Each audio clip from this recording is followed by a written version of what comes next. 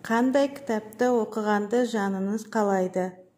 Жалпы жер әлемнің тарихын, болған ұлы адамдардың өмір жолы, міне осының барлығы танымдық дүниелер ғой. Осы тақырыптағы кітаптар маған қатты ұнайды. Әрине бұнымен қатар көркем шығармалар. Енді көркем шығармасыз мен өмір сүре алмаймын, өйткені менің мамандығым соған байланысты ғой, актер болғаннан кейін. Мынау әлемдік классиктар, өзіміздің ұлттық классиктар, бұлардың барлығының шығармасын оқып отырам. Ал енді көбінесе жаңағы танымдық дүниелер қатты қызықтырды мені. Ғылыми танымдық дүниелер. Дүние танымыңызды өзгерткен екі кітап. Роман шықса, кереметтей бір жақсы шығарма шықса, оны бір бала оқиды да бізге айтады. Бәріміз соған қызығып, жаңағы бір кітап, жалғыз кітап болады, ауылдық жерде өстік қой. Сонда сол кітапқа кезекке тұрамыз. Менің кезегім, анадан кейін мен алып оқиын деп, сол бір кітапты әбден тоздырғанша қайта-қайта оқып, керемет болатынбызсын.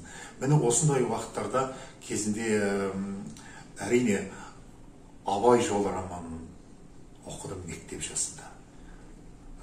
Мектеп жасындағы 5-6 класста оқып жүрген балаға әрине Абай жолы эпопеясы үлкен ауыр кітап. Бірақ соны мен оқып түсініп оқыдым, және маған өте бір ішкі жан дүниеме үлкен өзгеріс келді. Онан кейін 15 жасар капитан деген Жюль Верннің кітабы қазақша болды. Сол кітап қолыма түсті, баламыз ғой енді. Сол уақытта сол кітапты оқып қандай керемет дүниелерге кенелдім. Кейін есейе келе біздің Қойшы Қарасал Қарин ағамыздың ғылыми танымдық кітабы Алтын тамыр. Осы жаңағы айтып отырған мынау біздің Евразия даласының көне дәуірден бері қарайғы тарихына жасалған дүние. Осы менің өміріме тағы да бір үлкен өзгеріс жасап, танымдық дүниелерге қарай құштарлануыма үлкен себепкер болды. Сол кісі арқылы кейін, сонан кейін әлемдік түркологтардың кітаптарын іздеп жүріп оқитын болдым.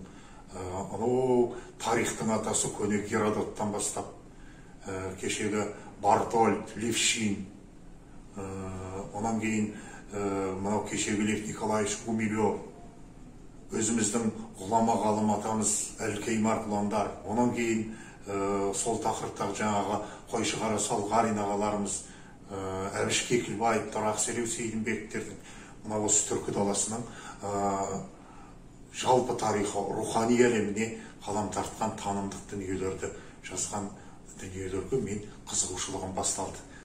Қандай кітап оқуға кеңес бересіз? Кітап құмар болу керек, балалар.